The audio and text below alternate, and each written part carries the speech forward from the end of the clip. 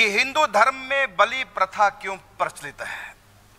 हम उनका तो विरोध करते हैं, दूसरे मतों का कि वो बकरे को काटते हैं। हमारे सनातन धर्म में भी तो ग्रंथों में लिखा है बलि प्रथा है, बलि देते हैं। तो मैं प्रथम प्रश्न राधा शरण से करूंगा कि हिंदू धर्म में भी बलि देते हैं, और मैंने देखा हिमाचल में पहाड़ी इलाकों में तो आज भी देते हैं। मेरे पास कई लोग आके बताते हैं कि हमारे परिवार में बलि देते हैं, और आपसे हमने कंठी ले ली, अब तो हम प्याज लहसुन तक नहीं खाते, और घर वाले कहते हैं इस समारोह में आपको भी आना, अब हम क्या करें। तो ऐसे बहुत से प्रश्न हमारे पास आते हैं। तो ये बलि प्रथा यद्यपि बहुत कम अब नाम मात्र ही रह गई है, अब है नहीं, फिर भी हमारे ग्रंथों में लिखा हुआ है बलि के बारे में भी। तो कहा कि ये तो फिर गलत बात है सनातन धर्म की, किस जीव की हिंसा करनी, और ये शिकार खेलना। राम जी ने भी शिकार किया है, और राजा परीक्षित शिकार खेलने ही तो गए थे जब उनको श्राप मिला। तो ऐसी बहुत सी कथाएं आती हैं शिकार खेलने की। तो ये भी तो किसी जीव को मारना, सनातन धर्म में शिकार खेलना।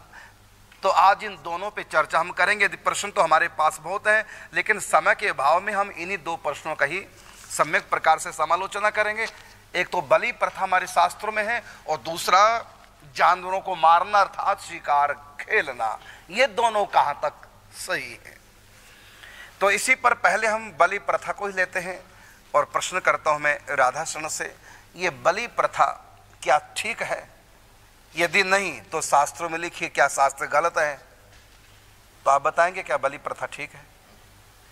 सर्वप्रथम पूज्य श्री महाराज जी के चरणों में साष्टांग दंडवत प्रणाम, साथ ही सभी वैष्णव वृंद को भी दंडवत प्रणाम। बलि प्रथा हमारे शास्त्रों में लिखा हुआ है। ठीक है जी, ठीक है। तो कहते हैं सबको सब छुरियां चलाएं। नहीं नहीं, हाँ, समझना पड़ेगा, उसका रहस्य समझना जरूरी है। किसके लिए क्या कहा गया है। शास्त्रों में तो सारी आज्ञाएं हैं, लेकिन इसके लिए ये तो आचार्य का विधि किया गया है। हाँ, सावधानी रखना इस बात पे कि बलि की प्रथा है, लेकिन किसके लिए। शिकार की भी प्रथा है, लेकिन किसके लिए, इस पे ध्यान देना, सबके लिए नहीं है। अब महर्षि इसी बात आता है, जैसे शास्त्रों में तो सबका मंत्र है, देवी का मंत्र है, सूर्य का मंत्र है, विष्णु जी का मंत्र है, कृष्ण राम का मंत्र है, लेकिन किसके लिए कौन सा मंत्र है ये तो उसे गुरु बताए। बिल्कुल, मेडिकल हॉल में हर प्रकार की दवाई है, लेकिन किसके लिए कौन सी दवाई है, कौन सी दवाई है। तो इसको जाने बिना यदि कोई ये सबके लिए नहीं बलि है। बुखार वाला यदि क्या कहते हैं पेट खराब के लिए दवाई तो ठीक नहीं होगा। बिल्कुल बिल्कुल, उसको कब्ज हो जाएगा। बिल्कुल, डॉक्टर की दुकान पे तो दस्त को रोकने की भी दवाई है और दस्त होने की भी दवाई है, लेकिन कौन सी किसके लिए है ये है ना। तो ये बलि प्रथा फिर किसके लिए है वेदों में, शास्त्रों में हमारे? जी, ये बात जब भागवत जी ग्रंथ की रचना नहीं की थी भगवान वेद व्यास जी ने, तो उसमें भागवत में भी इसकी चर्चा की गई है, और वेद व्यास जी को थोड़ा सा फटकारा भी है।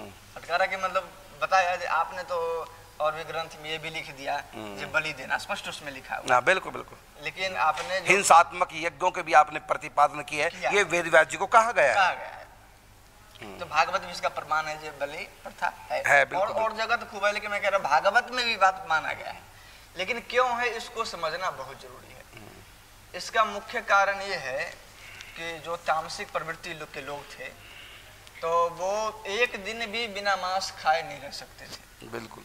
अब संतों को चिंता हुई भाई कैसे इनको रोका जाए, तो इनको कैसे रोका जाए, तो उनको बहुत समझाया, शास्त्रों की बहुत बातें बताई, लेकिन उनको कुछ पल्ले में नहीं आ रहा क्योंकि वो रचे पचे उसी में है।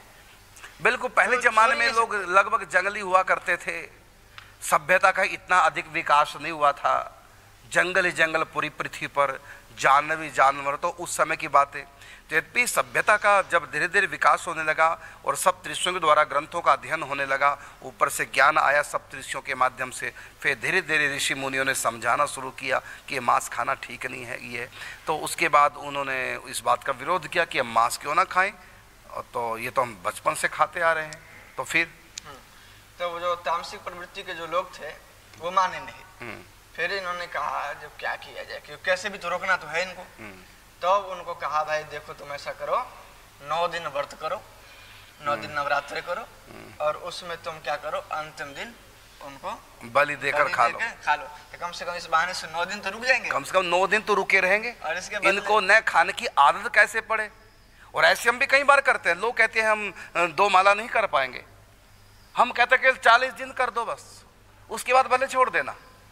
और फिर ये के प्रकरण कैसे भी 40 दिन निभा जाते हैं। जब वो 40 दिन निभा जाते हैं फिर हम कहते हैं देखो 40 दिन हो गया ना, अब 40 दिन और कर लो, और धीरे धीरे आदत ही पड़ जाती है, फिर उसमें हैबिचुअल हो जाते हो।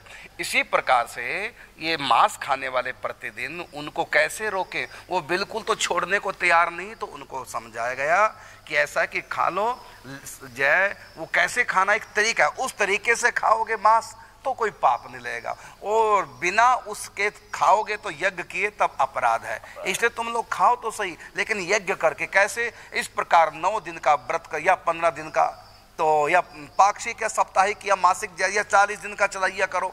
जैसे 9 दिन का व्रत करो और उसमें जय फलाहार करो। फलाहार क्यों? क्योंकि उन दिनों अनाज होता ही नहीं था, सतयुग में फल ही फल लोग खाया करते थे, कि 9 दिन फलाहार करो, फिर 10वें दिन पूर्णाहुति पर उसमें बलि दे करके खा लो। ये किस लिए कहा? जिससे कि ये लोग 9 दिन रुके रहेंगे, तो जब 9 दिन लगातार नहीं खाएंगे तो इनको न खाने की कुछ आदत पड़ेगी।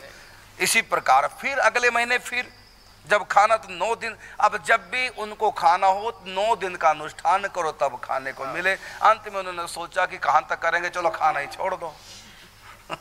तो ये भी उनका छुड़ाने के लिए है, ये पद्धति है। हाँ, ये एक तरीका है, उपाय है। यहाँ भी महाराज श्री देखा जाता है, जैसे कि कई लोग आते हैं तो महाराज श्री उदाहरण देते हैं, जैसे मान लो कोई व्यक्ति शराब पीता है, 2 टाइम शराब पीता है, और उसकी पत्नी बोली भाई इनको छुड़ाना है, तो महाराज जी के पास आया, तो महाराज जी क्या कहते हैं, ऐसा करो तो एक बार पी लो, एक बार पी लो, क्योंकि 2 बार पीते हैं जी। अब उसको जो अनजान व्यक्ति था एक, उसने भी सुन लिया, करे कैसे महाराज जी एक बार पीने की आज्ञा दे रहे हैं। वहां पर वचन में कहते हैं भाई प्याज लहसुन भी नहीं खाओ, और इसको कह रहे एक बार तुम पी लो, तो भाई तुम नहीं समझ रहे, उसको एक बार छुड़ा रहे हैं, एक बार पिलाने, क्योंकि 2 बार पीता है तो इसलिए उसको बता दिया, क्योंकि एकदम तो छोड़ नहीं पाएगा, तो उसको बता दिया कि संध्या के समय पी लिया करो, पी के सो जाया करो।